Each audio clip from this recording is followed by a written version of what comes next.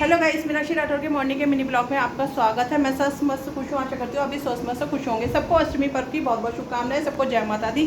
जैसा कि आप लोग ये जानते हैं कि ये मॉर्निंग का मिनी ब्लॉग जो होता है गणेश पुराण का होता है। तो आज भी मैं एक नई कथा के साथ आपके सामने समक्ष उपस्थित हुई हूँ। तो सुनिए। ओम गण गणपते नमः, ओम गणेशाय नमः। श्री वल्लाल विनायक की स्थापना का वर्णन। हे राजन, इससे वणिक पुत्र बल्लाल को बड़ा मानसिक कष्ट पहुंचा। उसने पिता से हाथ जोड़कर निवेदन किया कि पिताजी, आप मुझे कितना भी भारी दंड दे दीजिए, किंतु उन सर्वात्मा भगवान गणाध्यक्ष का निरादर मत कीजिए। हे प्रभु, समस्त कल्याणों को देने वाले हैं, अपने भक्तों के सभी विघ्नों का भी हरण करते हैं। उनके समान अन्य कोई बड़ा देव नहीं है। वैश्य ने क्रोधावेश में कहा, मूर्ख, इस पत्थर को सर्वात्मा कहता है। देखूंगा तेरा गणाध्यक्ष तेरे विघ्नों को कैसे दूर करता है और तुझे बंधन से कैसे छुड़ाता है। कल्याण ने अपने पुत्र को एक पेड़ के दृढ़तापूर्वक बांध दिया और बोला, अब भी अपनी भूल स्वीकार कर और गणेश की भक्ति छोड़कर अपने कार्य में लग जा। किंतु पुत्र ने पिता की बात स्वीकार नहीं की तो वह उसे गाली देता चला गया।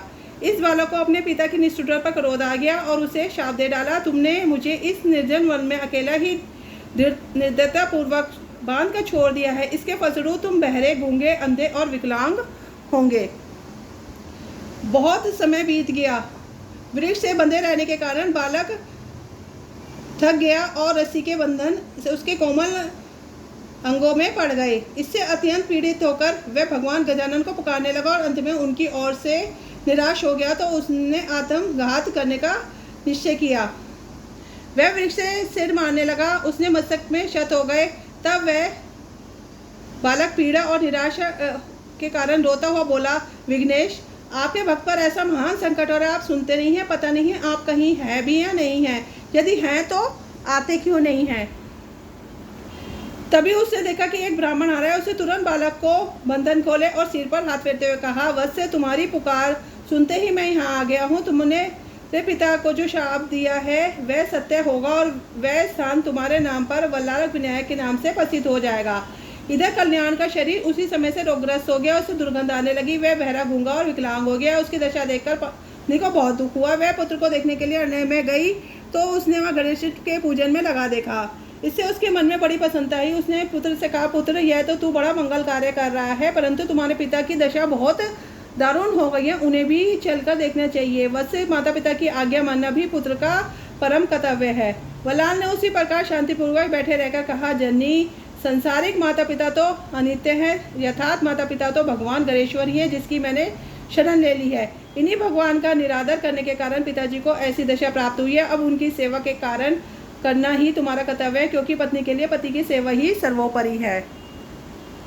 माता ने कहा, पुत्र, अपने जन्मदाता पिता को शाप से मुक्त कर दो, मैं तुमसे विनय करती हूँ। यह सुनकर बल्लाल ने कहा, जननी, मैं तो अब कुछ भी नहीं कर सकता। अगले जन्म में तुम एक राजा की महारानी बनोगी, किंतु तुम्हारा पुत्र बहरा, विकलांग और दुर्गंधी वाला युक्त होगा। इसके कारण तुम्हारा पति उस पुत्र के साथ तुम्हें भी घर से निकाल देगा। फिर एक शिवालय में एक गणपति भक्त ब्राह्मण के स्पर्श से तुम्हारे उस दक्ष नामक पुत्र का शरीर निरोग और सुंदर हो जाएगा। हे राजन, यह समस्त घटना चक्र उसी वाणी के अनुसार घटित हुआ था। विश्वामित्र बोले, हे राजन, आप आगे का वृतांत सुनो। कौणिकपुर नगर के निकट एक वन था जिसमें भगवान गणाध्यक्ष का एक प्राचीन मंदिर विद्वान था।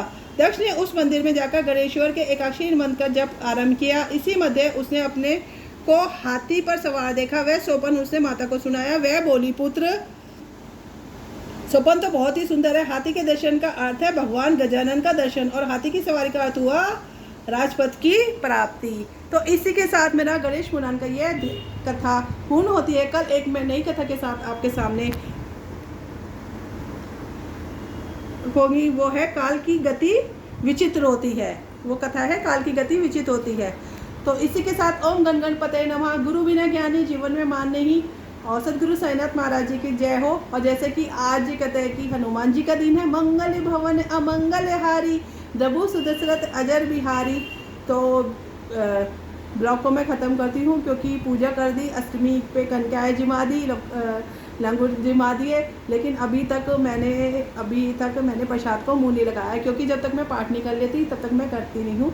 तो अब कल मिलते हैं गणेश पुराण में एक नई कथा के साथ। तब तक के लिए सबको राम राम, सबको राधे राधे।